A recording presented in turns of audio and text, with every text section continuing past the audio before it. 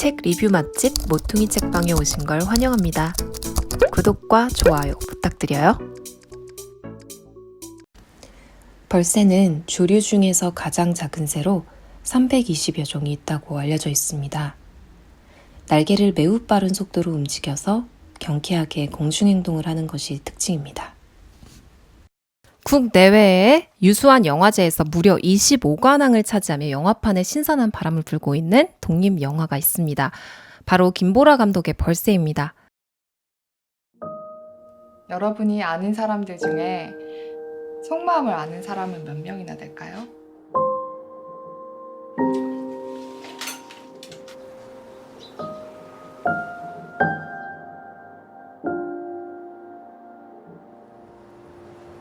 얘가 언니랑 되게 친해지고 싶어 했어요. 이 이야기는 강남구 대치동에 살고 있는 중학교 2학년 은이라는 어린 소녀의 이야기인데요. 아니 그건 그렇고 왜 북튜버가 영화 리뷰까지 하느냐고요? 바로 제가 이 영화의 시나리오집을 읽었기 때문이에요. 게다가 이 책에는 영화에서 볼 수 없었던 장면과 또 4편의 영화평도 함께 수록되어 있어서 이렇게 리뷰를 시작해봤습니다. 영화 벌새는 원작 소설은 없고요. 김보라 감독의 자전적인 요소를 상당히 많이 집어넣은 작품이라고 하는데요. 가장 구체적인 것이 가장 보편적이다라는 말이 있죠. 그 말이 있듯이 이 작품을 통해 저의 중학생 시절도 떠올릴 수 있었고 많은 생각을 하게 하는 영화였던 것 같아요. 더군다나 이 영화가 지금 굉장히 핫하거든요. 독립영화가 관람객 수 12만 명을 넘을 정도면 상업영화로 치면 아무튼 엄청난 숫자라고 해요. 특히 의식 있는 분들이 좀 많이 보시고 추천해 주시길래 저는 아직 의식이 있는지 없는지 모르겠지만 확실히 지적 허세는 있어요. 그렇기 때문에 관심을 갖고 이 영화를 보게 되었죠. 먼저 영화로 감상을 했고요. 시나리오집을 사서 다시 한번 읽어봤습니다. 제 인생에서 시나리오집을 처음부터 끝까지 다 읽은 것은 이번이 처음이었어요. 새로운 읽기 형식이라 조금 생소하기도 했지만 영화를 먼저 봐놔서 그런지 생으로 시나리오부터 읽을 때보다는 훨씬 이해도 잘 가고 영화에서 놓쳤던 부분들을 훨씬 깊게 감상할 수 있었던 것도 같아요. 시나리오집에는 삭제된 40여 분 가량의 장면들도 있어서 읽으면서 나름대로 이 부분은 잘 편집한 것 같다. 혹은 이 부분은 왜 넣지 뺐을까? 라는 생각을 하면서 읽는 재미도 있었던 것 같습니다. 또 책의 뒷부분에는요. 최은영님, 남다은님, 김원영님, 정희진님의 영화 해석과 평론들이 함께 있어서 제가 미처 캐치하지 못한 부분에서 훨씬 깊이 있는 감상을 할 수 있도록 해주는 길잡이가 되었어요. 예전에는 사실 시나리오집을 돈 주고 사서 읽는다는 걸 생각도 못했어요. 솔직히 좀 아깝다는 생각이 들었거든요. 근데 이 벌새 시나리오집은 정말 돈이 아깝지 않은 그런 책이었어요. 만약 벌새를 보고 감동을 받으셨다면 이 책도 한번 함께 소장해 보시는 것도 좋을 것 같습니다. 앞서 얘기해드렸지만 이 이야기는 아주 연약하고 가족과 학교, 사회 속에서 외로움을 느끼는 은이라는 소녀의 이야기예요. 시간적 배경은 1994년이고요. 장소적 배경은 강남구 대치동입니다. 대치동 하면 우리 머릿속에 떠오르는 클리셰가 있어요. 강남 8학군의 교육열이 아주 남다른 한마디로 스카이캐슬에서 나오는 교육 경쟁을 생각하곤 하시는데요. 어머니, 어떻게 할까요?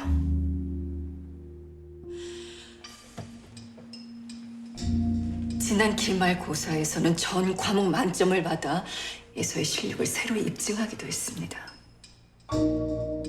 이제 마지막 3학년 1학기 내신만 퍼펙트하면 서울의대는 문제없습니다. 3학년 1학기 내신만? 네. 이 영화의 주인공인 은희는요. 대치동에 살고는 있지만 겨우겨우 이곳에 입성한 방앗간집 막내딸입니다. 먹고 사는 게 워낙 치열하다 보니까 부모님은 은희에게까지 신경을 못 써줘요. 뭐든지 혼자 해야 하는 은희 얼굴에서는 또래 아이들에게서 볼 수 없는 그런 외로움이 묻어나오곤 하죠. 은희에게 지환이라는 남자친구가 있는데요. 지환이는 의사 아버지를 둔 소위 굉장히 잘 사는 집의 아이였어요. 은희는 지환이와 데이트를 하며 행복해합니다. 지환이만이 자신의 존재의 이유기도 했고 여기저기서 다치는 마음을 쉴 수 있는 대상이기도 했어요. 또 한문학원을 같이 다니는 지숙이라는 베프도 있었는데요. 둘은 매번 자신들의 폭력적인 오빠 노래방 말고 서울대 간다! 라는 우스꽝스러운 구호를 외치게 하는 남자 선생님. 냉랭한 부모님 사이에 내밀한 이야기를 공유하며 우정을 키워가는데요. 벌새 영화는 이런 감수성이 예민한 은이라는 아이에게 한 번에 닥치는 크고 작은 슬픔을 보여주고 있습니다. 남자친구 지환의 배신, 지숙에 대한 실망, 귀 밑에 자라나는 원인을 알 수 없는 호흡, 그리고 멀어지고 있는 부모님의 사이. 하지만 이와 동시에 은희에게 영지라는 한문학원의 선생님이 등장하게 되는데요. 은희가 이 모든 것을 다 잃었다고 느낄 때 의지할 수 있는 사람이 바로 이 한문학원 영지 선생님이었죠. 영화에서 김세벽 배우가 연기를 했는데요. 이 영재 선생님이란 캐릭터와 이 배우의 느낌이 굉장히 찰떡이었습니다. 아주 꽉 마른 몸은 보이시한 매력을 지니고 있었고 또 신념에 차 있으면서도 감정의 동요가 없는 두 눈의 시선은요.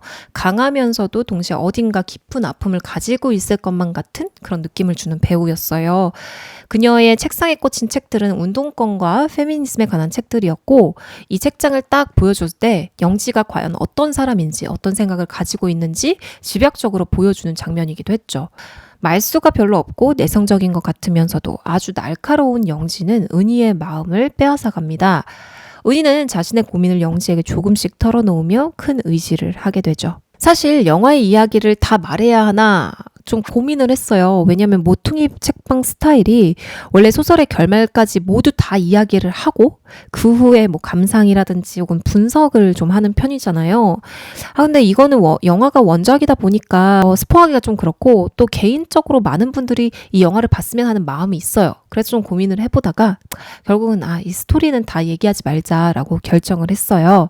대신 감상 포인트를 조금 풍성하게 해드릴까 해요. 이 영화에서는 어린 여성의 이야기가 아주 중요하게 다뤄지고 있어요. 가정에서, 학교에서, 그리고 사회에서 어떻게 소녀들의 시선이 폄하되고 그녀의 이야기들이 묵살되고 있는지 말이죠. 시나리오집 앞쪽에 작가의 말에서 여성 그리고 상처라는 소재가 강조되고 있다는 느낌을 굉장히 강하게 받았습니다. 김보라 감독 자신도 여성으로서 이 작품을 잘 해내고 싶다라는 이야기를 거듭 강조하고 계시거든요. 그래서 이 영화의 서사가 단순히 한 아이의 상처를 보여주는 것이 아니라 여자 아이로서 요구되어지는 사회의 틀에 대한 이야기일 수도 있겠다라는 생각을 하게 되었어요. 자전적인 이야기가 또 많이 들어가 있다고 하는데 정말 있을 법한, 오히려 허구적인 지점이 어디일까 궁금하기도 한 작품이기도 했습니다. 특히 가족의 이야기를 아주 내밀한 부분까지 집요하게 파고 들어가는 부분에서 이 감독 참 용감하고 멋있다라는 생각이 들기도 했고요. 심지어 김보라 감독님의 가족분들이 이렇게까지 해야 되냐라고 이야기를 할 정도였다고 해요. 하지만 그녀는 끝까지 자신의 상처를 대면하고 마주했습니다. 그리고 그 끝을 찾아온 건 진정한 의미의 치유, 그리고 가족을 향한 사랑의 마음이었다고 해요.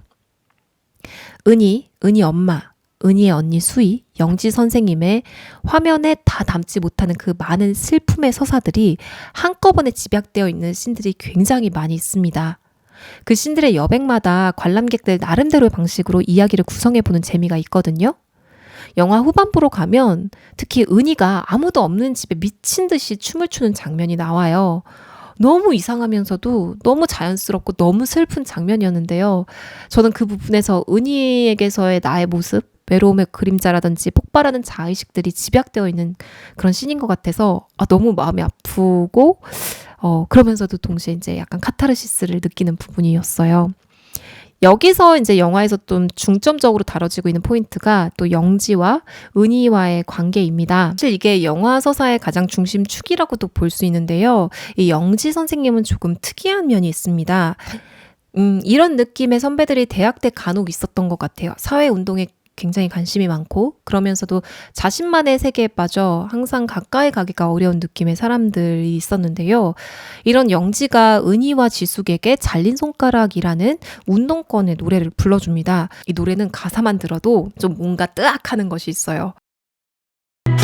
잘린 손가락 바라보면서 소주 한 잔 마시는 밤 덜컥 기계 소리 귓가에 남아 하늘 바라보았네.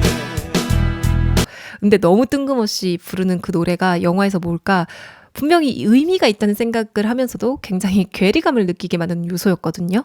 그리고 불편하면서도 또 동시에 이런 감수성을 받아들이지는 못하는 내가 부끄럽기도 하고 아무튼 복잡다단한 감정을 느꼈는데요. 나중에 이 김보라 감독이 팟캐스트에서 이제 이야기를 하는 걸 들어보니까 실제로 자신의 중학생 시절 때 한문학원 선생님이 이 노래를 애들에게 들려줬어. 그걸로 인해서 애들이 막 충격과 공포의 도가니로 몰아넣어졌다고 해요. 그래서 그런 얘기를 듣고 그럼 그렇지. 나만 이상하게 느낀 건 아닐 거야. 저렇게 은희와 질숙이 잘 듣고 있는 건 영화적인 재해석인 것일 뿐이다 라고 안도를 하기도 했는데요. 어쨌든 간에 이런 외로운 은희에게 영지는 아주 큰 존재의 힘이 되었던 것이죠. 한 심리학자가 이런 말을 했다고 해요. 아이들에게는 혹은 사람에게는 자신을 전적으로 신뢰해주는 단 한 사람만 있으면 단단하게 자랄 수 있다라고 말이죠. 그런 존재가 굳이 부모가 아니어도 누구든지 선생님이든지 친구든지 단 한 사람만 있으면 된다는 것인데요. 한 사람이라니까 수치적으로 굉장히 쉬워 보이죠?